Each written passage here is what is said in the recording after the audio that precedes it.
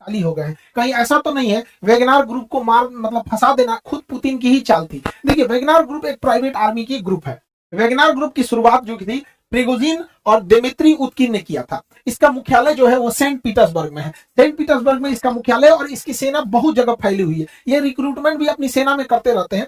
इसका मुख्य जो करता धरता था वो प्रिगोजिन था। प्रिगोजिन पहले एक सेफ था, मतलब पहले वो रेस्टोरेंट चलाता। जब पुतिन 1990 के दशक में जब वो मेयर का ऑफिस में काम करते थे उसी समय प्रिगोजिन अपना एक रेस्टोरेंट खोला था। उस रेस्टोरेंट में जाके ये खाना खाते थे पुतिन। तो वहीं से इन दोनों की दोस्ती हो गई। बाद में पुतिन जो है वो सत्ता हथिया लिए, बाद में इनसे करीबी बढ़ी तो ये सेफ बना और बड़े बड़े लोगों को खाना खिलाया। देखिए यहाँ पे बुश से लेके जितने राष्ट्राध्यक्ष थे उन सबको ये खाना खिलाया। बाद में ये कॉन्ट्रैक्टर बन गया और धीरे धीरे इसकी संपत्ति बढ़ती गई और इसने बनाया एक वेगनार ग्रुप जो प्राइवेट आर्मी का सिलेक्शन करती थी। ये प्राइवेट आर्मी पूरी दुनिया में फैली हुई थी। ये माली में गई, लीबिया में, कांगो में, सीरिया में और हर जगह इसने अपनी प्राइवेट सेवा दिया था। प्राइवेट आर्मी से फायदा ये होता है कि अगर ये कुछ कांड भी कर देते हैं तो सरकार कर देती है, हमको क्या मतलब, ये तो कोई प्राइवेट कंपनी थी। तो यानी ये व्यक्तिगत लाभ, राजनीतिक इच्छा और अपने कोई एक राजनीतिक मतलब महत्वाकांक्षा को पूरा करने के लिए होता है। क्योंकि आर्मी के ऊपर अगर कोई एक्शन होता है, आर्मी कुछ करती है तो सीधे वो सरकार के ऊपर बात आती है। तो ये प्राइवेट आर्मी वहां ये काम को कर देते थे और सरकार सीधे सीधे बच जाती थी।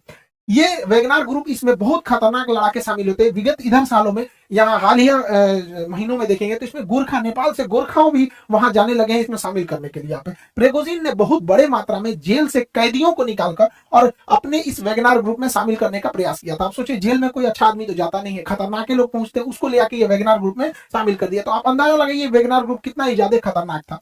वेगनार ग्रुप चर्चा में और पावर में तब आया जब 2014 में रसिया ने क्रीमिया को कब्जा किया। रसिया ने जैसे क्रीमिया को कब्जा किया, यहां पर उसने वेगनार ग्रुप का ही मदद दिया। आप याद कीजिए रसिया ने जब दोबारा डोनेस्क और लुहांस्क में जब कब्जा किया था तो उसने एक बहाना किया था, कहा था कि वहीं के लोग चाहते हैं कि ये विद्रोह मतलब रसिया उन पे कब्जा कर ले। वहीं के लोग नहीं थे, पहले ही इसने घुसा दिया था वेगनार ग्रुप को। क्योंकि वेगनार ग्रुप ऑफिशियली रसिया का तो है नहीं, रसिया मना कर देता है कि भैया जो चीज हमारा है ही नहीं, हम उस पर जवाब क्या दे सकते हैं यहाँ पे, और वो लोग अंदर घुस के बवाल कर देते हैं। तो मेनली ये पावर में आए थे सब यूक्रेन वार को लेकर और ये रशियन आर्मी के साथ साथ लड़ रहे थे पूरी की पूरी यूक्रेन वार में और काफी साथ दिया इन लोगों ने रशियन आर्मी का। लेकिन मई के महीने में ना इन दोनों में अनबन होने लगी और अचानक से ये जो यूक्रेन का ये वाला एरिया था, इस एरिया में जहां वेगनार ग्रुप थी, आर्मी थी, वो अचानक से यहाँ से पीछे हटने लगी और पीछे हटने लगी और कही कि हम यहाँ से अब लड़ाई नहीं लड़ेंगे। ये खेरसन वगैरह से पीछे हटने लगी थी, यहाँ पे बहुत जेपोरेजिया वगैरह से पीछे हटने लगे थे सब। और अल्टीमेटली क्या हुआ, 20-21 जून के बीच में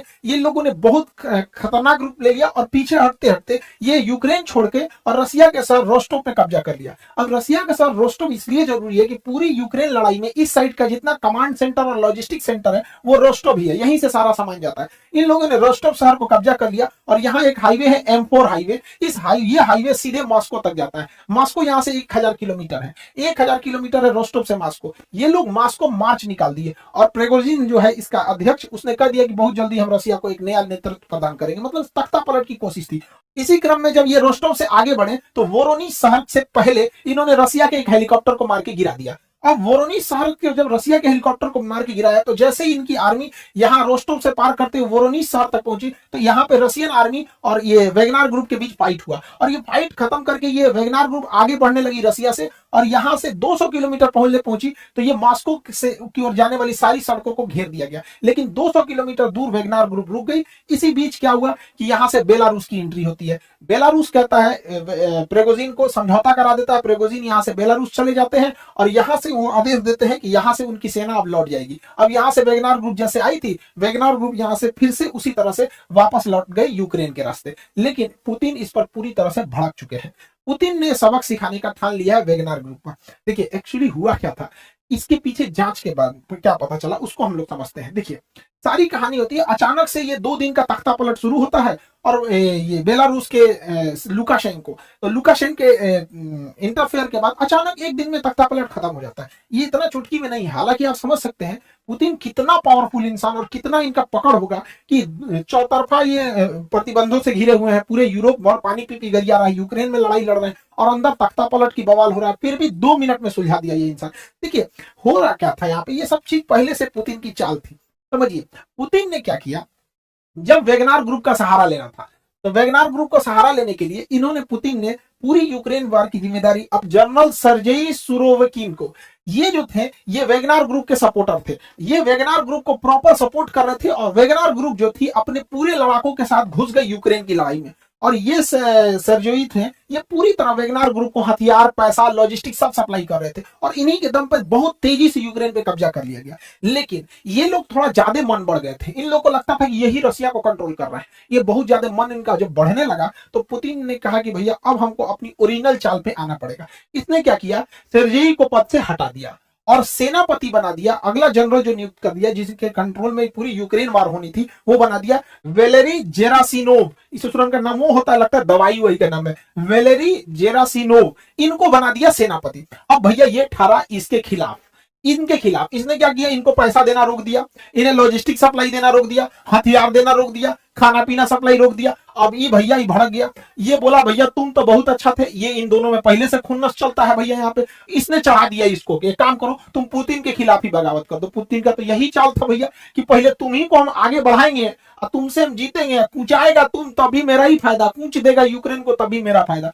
ये बेचारा फंस गया इसी चक्कर में। यहाँ पर आ गए वेलेरी जेरासिनोव, ये पूरी तरह से सप्लाई रोक दिए, जिस वजह से ये भड़क गया और कहा हमें हथियार नहीं मिल रहा है, पैसा नहीं मिल रहा है, सप्लाई नहीं मिल रहा है, खाना नहीं मिल रहा है, लॉजिस्टिक नहीं मिल रहा है, सपोर्ट नहीं मिल रहा, हम जाके मास्को पे चढ़ जाएंगे। कहा सच रात नहीं आओ तरह बताते हैं। पहले से लुकाशेंको को रेडी रखा गया था, इसी बीच ये लोग आ गए और पूरी तरह से एक दिन में सारा मामला खत्म हो गया और वेगनर ग्रुप कमजोर हो गया। देखिए अमेरिका इस घटना का थोड़ा भी विरोध नहीं किया, हालांकि रूस के हर एक मामले में अमेरिका विरोध करता है, लेकिन अमेरिका ऐसा नहीं किया क्योंकि अमेरिका की भी प्राइवेट आर्मी है। जिस तरह रशिया की वेगनर ग्रुप है वैसे अमेरिका की भी प्राइवेट आर्मी है ब्लैक वाटर। ब्लैक वाटर ये आर्मी सस्ती पड़ती है, प्राइवेट लेना सस्ता पड़ता है, इनको सैलरी दो काम खत्म, कोई एक्स्ट्रा बेनिफिट देने की जरूरत नहीं है, क्वार्टर, हॉस्टल, स्कूल ये सब कुछ देने की जरूरत नहीं है।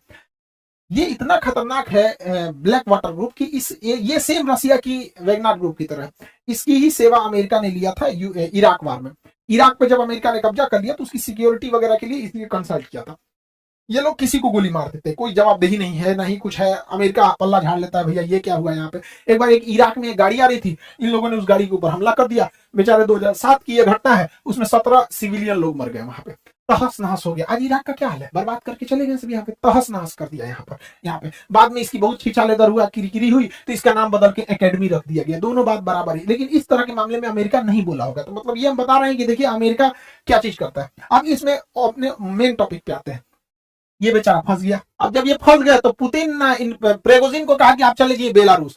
बेलारूस पुतिन का एकदम समझिए सेकंड हाउस कहा जाता है पुतिन को। और यहां पुतिन भेज दिया किनको, इनको प्रेगोजिन को, और कह दिया गया कि आपकी सेना का मर्जर कर दिया जाएगा। अब जितने भी वेगनार ग्रुप की सेना है उन सेना का मर्जर कर दिया जाएगा रसिया में। रसिया में एक अलग बटालियन बना दिया जाएगी, वेगनार ग्रुप का अलग बटालियन, उसका कमांड रसिया ही देखेगा, सब कुछ देखेगा यहाँ पर, और इनको ना बेलारूस में रख दिया गया है। इसके अलावा जो इनका सपोर्ट करने वाले ये जो सेर्जेई सेनापति थे ये गायब है रसिया में, अभी मिल नहीं रहे। इनकी पत्नी खोज रही है, फोन लगा रहे हैं, नहीं मिल रहा है, फोन लगभग नहीं करेगा। चलिए अब आगे समझते हैं। यहाँ पे समझा गया कहाँ है पता ही नहीं चलता है यहाँ पे। अब उनका फोन ऑन नहीं लग रहा है, आगे देखते हैं हम लोग। यहाँ पे देखिए आंसर, तो ये इनको बेलारूस भेज दिया गया इनकी पूरी सेना में। अब क्या किया गया है, अब कमांड दिया गया चेचन लड़ाके जो यहाँ पे रमजान कादिरोव को। पुतिन के सबसे भरोसेमंद अगर कोई है वो रमजान कादिरोव है। ये चेचन लड़ाके ये सबसे खूंखार माने जाते हैं।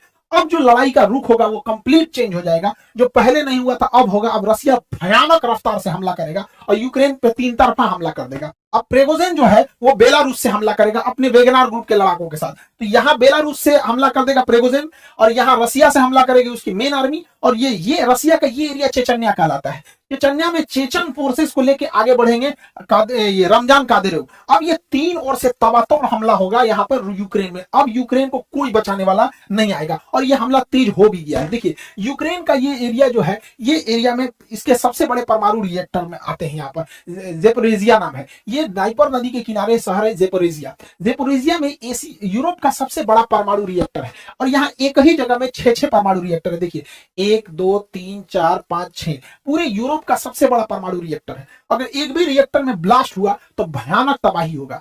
ऐसे ही तबाही यूक्रेन एक बार देख चुका है। 1986 में इसका एक शहर था जिसका नाम है चेर्नोजेव।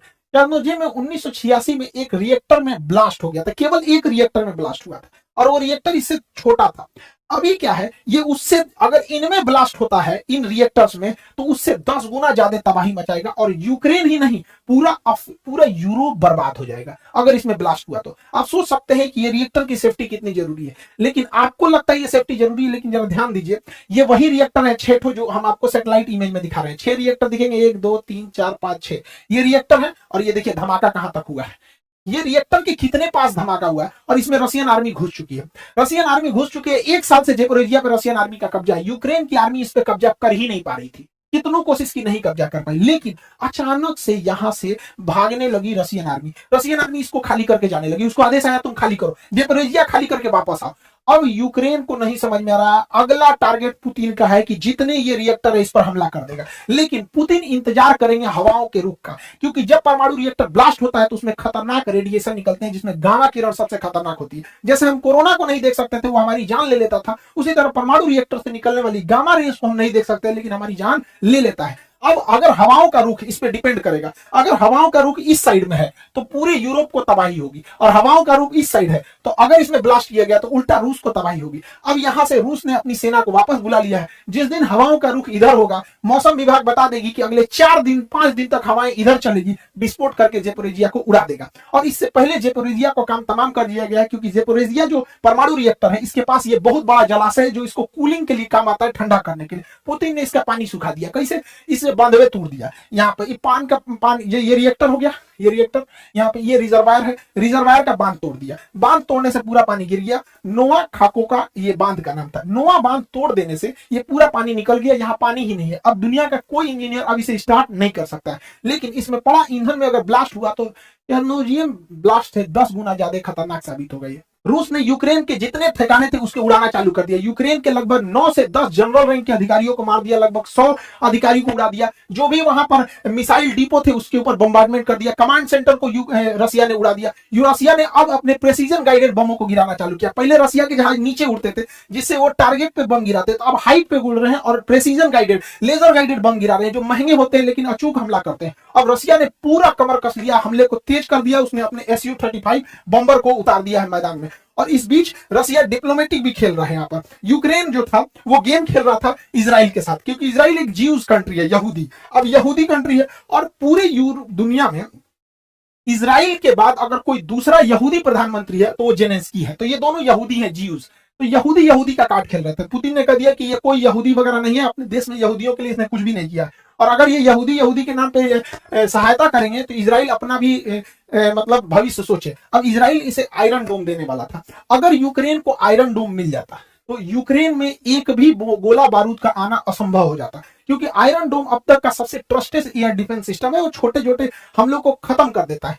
इसके लिए रसिया को दिक्कत था, लेकिन यहाँ खुद इजराइल डर गया, क्योंकि इजराइल अगर यूक्रेन को बचाने जाता है, इजराइल जाता है यूक्रेन को बचाने, तो इजराइल की दुश्मनी है ईरान से। ईरान से दुश्मनी है और ईरान और रसिया में भयंकर दोस्ती है। अगर ये अपना आयरन डोम सिस्टम इजराइल यूक्रेन को देगा तो यूक्रेन में जैसे देगा तो इसमें रसिया के हमले से कुछ ना कुछ आयरन डोम भी इफेक्ट होगा। और आयरन डोम जो है अगर रसिया के कब्जे में आ जाता है तो रसिया उसका रिवर्स इंजीनियरिंग करेगा और रिवर्स इंजीनियरिंग करके ईरान को दे देगा, और ईरान उसका तोड़ निकाल देगा और हमास नामक आतंकवादी संगठन को दे देगा। और जिस हमास ने जो रॉकेट मारती है इसकी सारी कमजोरियों को हमास पढ़ लेगा और रिवर्स इंजीनियरिंग करके बाद इजराइल को ही तबाह कर देगा। इसलिए इजराइल को मदद करने से ज्यादा खुद से डर लग रहा है कि कहीं आयरन डोम का रिवर्स इंजीनियरिंग करके कहीं कोई काट ना निकाल ले। रूस का सबसे ज्यादा अगर कोई हेल्प करता है तो वो इसका बेलारूस करता है। बेलारूस रूस का सबसे परम मित्र है। यहाँ पे लुकाशेंको इसके प्रधानमंत्री हैं। ये लुकाशेंको, इनकी रूस से बहुत ज्यादा दोस्ती है पुतिन से, क्योंकि दोनों ही पिछले 20 से 25 साल से सत्ता में है सब। यहाँ पे दोनों एकदम दोस्त की तरह, लगता है रिश्तेदार है सब यहाँ पर। अब इसमें ऐसा रीजन क्या है, क्योंकि ना ये बेलारूस की स्थापना 1991 में हुई थी, 1991 में। उसके बाद 1994 में सत्ता कब्जा कर लिए कौन, ये लुकाशेंको। अब तब से लेकर अभी तक वहीं पे चुनाव होता है तो जीती है, दूसरा किसी को जीतने ही नहीं देते। 2020 में चुनाव हुआ, इनको 80% वोट मिला। 2020 के चुनाव में 80% वोट मिला। ये इंसान 1994 से गद्दी पे है, यानी 28 साल से सत्ता में है, और इसे सत्ता में बनाए रखता है पुतिन, क्योंकि भैया तुम पुतिन का सबसे भरोसेमंद है। इसके विपक्ष में जो उठा था उसको इसने गिरफ्तार कर लिया। तो उसकी जो पत्नी थी स्वेतलाना, वो उठी। स्वेतलाना के बुढ़ऊ तो जेल में चल गए थे, स्वेतलाना को मिला 10% वोट। अब ये हल्ला करिए हमारा वोट मार दिया रे, मार दिया, इन्हों को उठा दिया, सोचा तुम देश विरोधी काम करती है। कितना भी विद्रोह हो जाता है, कोई कुछ नहीं सुनता है। रसिया अपने उधर से कुछ वैगनार ग्रुप वालों को भेजता है, शांत कर देते हैं सब यहाँ पे। तो बेलारूस और रसिया में बहुत बेहतरीन कनेक्शन है, क्योंकि इनको भैया 28 साल से सत्ता में है। ये क्या करेंगे, कोई इनके खिलाफ अगर बोल दिया तुरंत ये बंदा उसको जेल में भेजवा देता है, इतना खतरनाक है। एक पत्रकार था जिसका नाम था रोमन प्रोस्टेविच। ये रोमन प्रोस्टेविच जो था इनके खिलाफ लिखता था कुछ। ये एक बार ग्रीस से जा रहा था लिथुआनिया के लिए, ग्रीस से लिथुआनिया के लिए जा रहा था रियान एयरलाइन के थ्रू।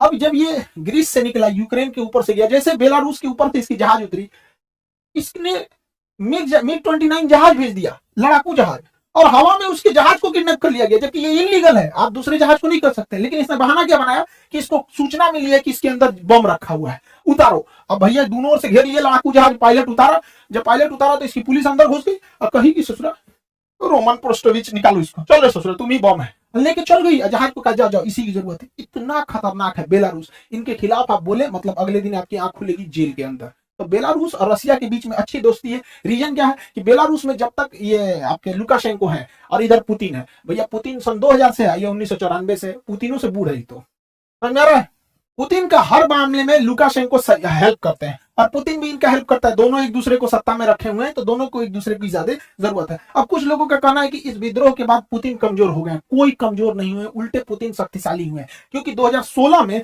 तुर्की में भी सेना ने तख्ता पलट की कोशिश किया था, लेकिन जनता ने उस तख्ता पलट को विफल कर दिया और तैयबुल अर्दोगान 2018 के चुनाव में भारी मतों से जीत गए। इसका मतलब जब कभी भी राष्ट्र पर विकट संकट आता है तो उसी राजनीतिक पार्टी को लोग वोट देते हैं जो पहले से सत्ता में है, क्योंकि जब राष्ट्र भावना जुड़ जाती है तो लोग दूसरे को नहीं देखते हैं। ऐसा 1999 में भी हुआ था, जब चेचन्या हुआ था। चेचन्या अभी जो चेचन लड़ा के पुतिन के फेवर में, चेचन्या में जब विद्रोह हुआ था तो लोग पुतिन का भी साथ दिए थे और उसी के बाद पुतिन को सत्ता में दिया गया। हमारे देश में भी एक बार हुआ, पाकिस्तान ने हमला कर दिया। पाकिस्तान का यह कायराना हमला जो था हमारे सोते हुए सीआरपीएफ के जवानों पर हुआ था फरवरी में। इतना बुरा वो दिन था और हमारे जवान वहां शहीद हो गए। इसके बाद हम लोगों ने सर्जिकल स्ट्राइक किया। सर्जिकल स्ट्राइक हुआ, उसमें हमारे विंग कमांडर अभिनंदन का जहाज उस साइड में गिर गया और सरकार ने बड़ी दृढ़ता से उसे वापस लाया। इससे देश की जनता का और अपने सत्ता के साथ विश्वास बढ़ गया और मोदी जी का उल्टा मतलब जो वोट शेयरिंग था वो बढ़ा। रीजन क्या है कि जब भी राष्ट्र पे संकट आएगा और राष्ट्र का जो अध्यक्ष है वो बहुत बोल्ड डिसीजन होगा तो जनता उसी के साथ लेगी। जितना कड़ा डिसीजन इन्होंने सर्जिकल स्ट्राइक में लिया था, उतना कड़ा डिसीजन मनमोहन सिंह को भी लेना चाहिए था जब ताज होटल में हमला हुआ था, लेकिन उन्होंने नहीं लिया था। यहाँ पे उनको लेना चाहिए था ये हमला। तो बहुत जबरदस्त, ये डिपेंड करता है कि रिएक्ट कैसा कर रहा है। तो पुतिन तो बहुत खतरनाक रिएक्ट कर रहे हैं, इसलिए क्रेमलिन में होने वाला इलेक्शन, रशिया में 2024 इलेक्शन में पुतिन को कोई नहीं हराएगा। और दूसरा बात, पुतिन का शक्तिशाली होना, रशिया का शक्तिशाली होना जरूरी है, क्योंकि रशिया अगर कमजोर होगा तो रशिया के पास केवल एक ही दोस्त बचेगा, चाइना, और रशिया चाइना के गोद में बैठ जाएगा, क्योंकि चाइना के पास पैसे की कोई कमी नहीं है। और चाइना पे रसिया गया तो दिक्कत है, क्योंकि हमारे इंडियंस का 70% हथियार जो है वो रसिया से है। हमारी पूरी डिफेंस इंडस्ट्री रसिया पे है, इसलिए रसिया का शक्तिशाली होना जरूरी है, वरना वो चाइना के गोद में बैठ जाएगा। और चाइना के गोद में पहले से पाकिस्तान